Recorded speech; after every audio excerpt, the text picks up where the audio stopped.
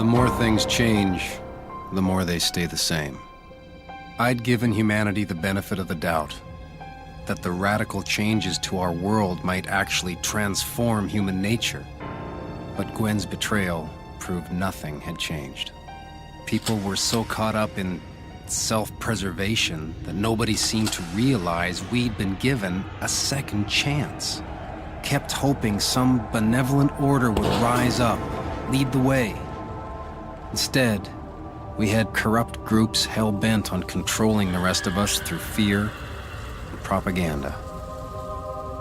Figured I'd rather walk the coast than have to brave the Cascades on my way to Seattle. And Needles, I'd heard, was the last trading outpost before crossing the Mojave Desert. First thing you noticed on your way into town was the sweet smell of smoke. See, Needles was on the fringe of the Arizona jungle, making it the perfect subtropical climate to grow sugarcane, the main ingredient in ethanol. I was expecting to see some explanation for all that fuel, some new advancement, but the city was like so many I'd seen before, run down and mostly deserted. If I hadn't been so low on necessities, I might have left town right then and missed a pretty inspiring sight.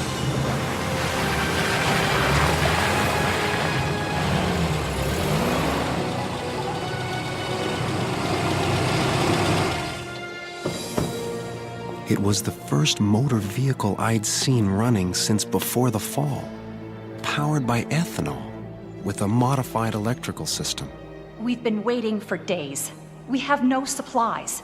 Well, you're gonna have to suck it up, because finding this doctor was harder than I thought. Please, if we don't get some basics soon... You asked for a doctor, I got you a doctor. Keep complaining and I'll cut this pissant little town off completely. Now where's my ethanol? I'd heard of the cartel back in Amarillo. Heard they were the new mafia, but this was my first encounter with them. As far as first impressions go, I can't say it was a good one, but there was much more to the cartel than meets the eye.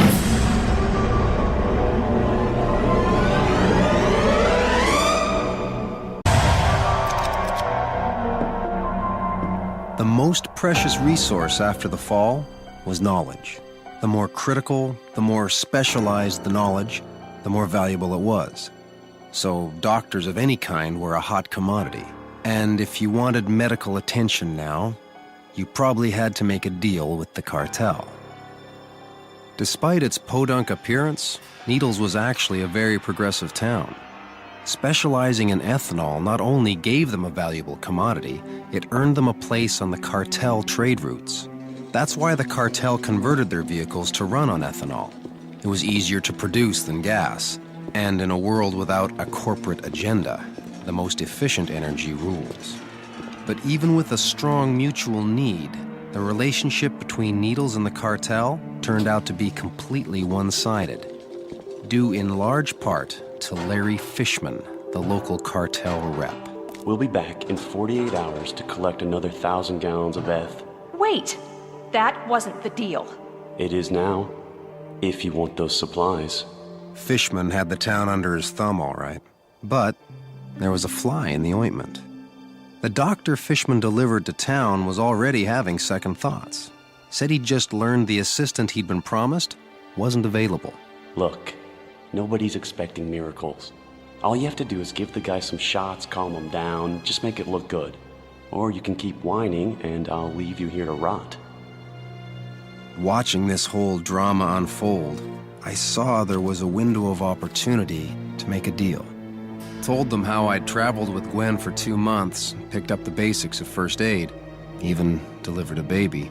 If you need an assistant, I'm your man. What do you want? Enough supplies to cross the Mojave. Done. His name was Josh Benson, a Long Island native with a caustic wit. Said he was impressed by my chutzpah, but not my experience. Delivering a baby is child's play compared to what we got in store. Josh told me the lady supposed to be his assistant had both arms and her back broken by our new patient. If any lawyers survived, I'm sure there's gonna be a lawsuit. It was about then I realized that window of opportunity was actually a trap door. And in my haste to make a deal, I'd fallen right through.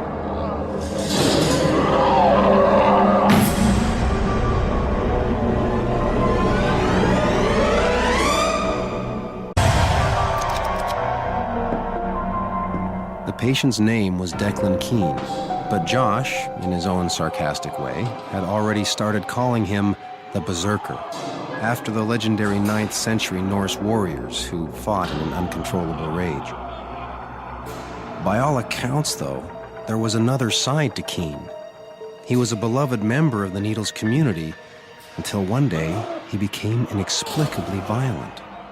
He agreed we should at least run some vitals. But first, Keene would have to be sedated. A needle was too dangerous, so Josh suggested a sedative patch, easy to use and last 3 days. Question was, who was going in there to slap it on? Fortunately, it wasn't necessary. In the blink of an eye, Keene had become docile as a lamb. Please, help me. I'm not a bad man. This change in Keene's behavior seemed to change Josh as well. It was like he suddenly realized there was hope and took the case more seriously. Could be any number of things causing the psychosis. We'll need a blood sample. I was starting to realize that, just like Keene, there was another side to Josh. He confessed he'd been spoiled, the only child of old money parents with butlers and chauffeurs. So when the fall came, Josh simply couldn't cope. Let's just say I lived off a steady diet of those sedative patches. When the cartel finally cleaned up the city, they asked Josh what skills he had to barter. Fishman hires me out to towns for supplies. In exchange, he takes care of me. Fishman didn't care if he actually cured anybody, but Josh had a conscience and a strong curiosity. No sign of blood abnormalities. I'm thinking it must be neurological. He could have given up, and nobody would have thought lesser of him. But Josh, he just wanted another blood sample to confirm his theory. If I'm right, maybe Fishman will send in a specialist. The pants! Get the pants! Get the pants! It was too late. Josh was dead, and I was about to be the next victim.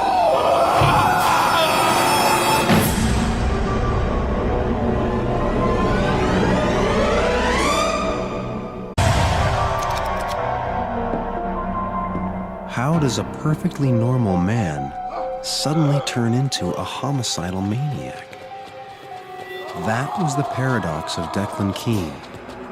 But at that moment, I wasn't worried about solving the mystery. I knew if Keene got loose in town, more people would die. Somehow, I had to contain him inside that bank. Then I remembered. That distracted him long enough to slap on a sedative patch. I warned Fishman something like this might happen. He wouldn't listen. He'll have to blame somebody for what happened. Probably be you. I thanked her for the warning, but I'd made a deal with Fishman for supplies. A deal I felt I'd honored. So I wasn't about to leave town without those supplies. The sedation brought some lucidity. He had only hazy memories of his life before the psychotic fits, but he was haunted by a lingering image. Julie! Say something! Please!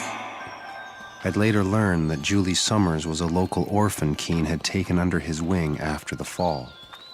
Every day when he went off to work in the ethanol plant, Julie would wait for him by the river, catching fish or crawdads for dinner.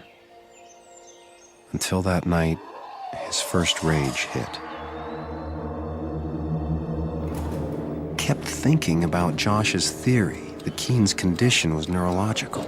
And after several hours, I noticed his fits came in regular intervals. In fact, they came like clockwork. Somehow, the EMP was triggering Keene's behavioral change, wreaking havoc with his brain. It was only a matter of time before the man known as Declan Keene would be gone, replaced entirely by a monster called the Berserker. Still, there were larger implications. The possibility that sustained electromagnetic energy in the atmosphere might turn us all into homicidal maniacs.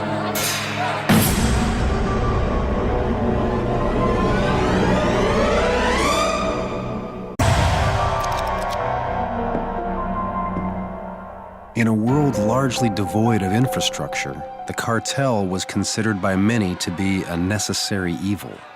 For my part, I didn't see what was so necessary about them. What's going on? Fishman wants a month's worth of ethanol as compensation for the doctor, and we still don't get any supplies. That's when I went berserk. But it had nothing to do with the EMP. This whole mess is your fault. You knew Josh was over his head. Hell, you didn't even want him to cure Keen. You ask me? I say the cartel is just preying on your goodwill, using Keen's condition to extort ethanol. I told them we had numbers on our side, and we should demand the supplies we were all promised. You want a war with the cartel? What's all this about a war? His name was Graves, and even Fishman was scared of him. Fishman told him what had happened, and just as predicted, he blamed the whole thing on me, claiming I must have got Josh killed so I could take his job. To my surprise, Graves actually wanted to hear my side of the story. When I was done, Fishman called me a liar and an agitator, said they should lock me up. Take him away. Not him. Fishman. What? No. Why? What's going on? Graves recognized me as the Walker. He offered me another job with the cartel, weeding out corruption like Fishman. Told him thanks, but I was heading home. Then how about a ride? As a show of gratitude. Graves asked me what to do with the berserker, if they should send in a specialist. Killed me to say it, but I told him the man was beyond repair. Needed to be locked up somewhere he couldn't hurt anyone else. I've got just the place.